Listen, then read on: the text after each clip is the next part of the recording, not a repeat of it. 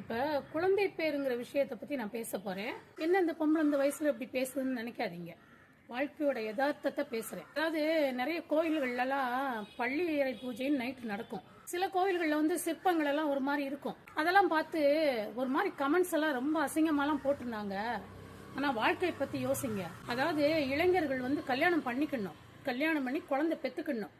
ஏன்னு கேட்டீங்கன்னா, நாளைக்கு அம்மா அப்பாவை இன்னைக்கு நீங்க பாக்குறீங்க, நாளைக்கு உங்களை பாக்குறதுக்கு குழந்தைகள் வேணும். 1000 சொல்லுங்க, பாக்குறாங்க பார்க்கல, ஆனா நமக்குன்னு ஒரு பிள்ளை இருக்கிறான்னு நம்பிக்கை இருக்கும். இல்ல நிறைய விஷயம் கேட்டேன் நேத்து. ஒரு 2-3 பேர் சம்பவங்கள் கேள்விப்பட்டேன். 2-3 பேர்ட்ட இருந்து ஒரு அம்மா பேசுறாங்க, எங்களுக்கு குழந்தை இல்லம்மா, ரொம்ப உடம்பு முடியல, எங்க வீட்டுக்காரருக்கும் உடம்பு முடியல, சம்பாதிக்க கூட முடியாது, நாங்க 2 பேரும் எவ்வளவு கஷ்ட சூழ்நிலை இருக்கிறோம் அப்படின்றாங்க. ஒரு அம்மா வந்து, எனக்கு 3 பிள்ளைங்க, ஒரு பையன் எப்படியோ கல்யாணம் பண்ணி நல்லபடியா இருக்கிறான், இன்னொரு பையனுக்கு இன்னும் கல்யாணம் ஆகல, ஆனா இன்னொரு பையன் கல்யாணம் பண்ணிக்கிடட்டும், இல்ல நாளைக்கு அவனுக்கு சப்போர்ட் வேணும், ஆனா பண்ணிக்க மாட்டேன்றான், நீங்க சொல்லுங்க, கம்பல் பண்ணி அவனுக்கு கல்யாணம் பண்ணி வைங்க அப்படின்னு சொல்றாங்க.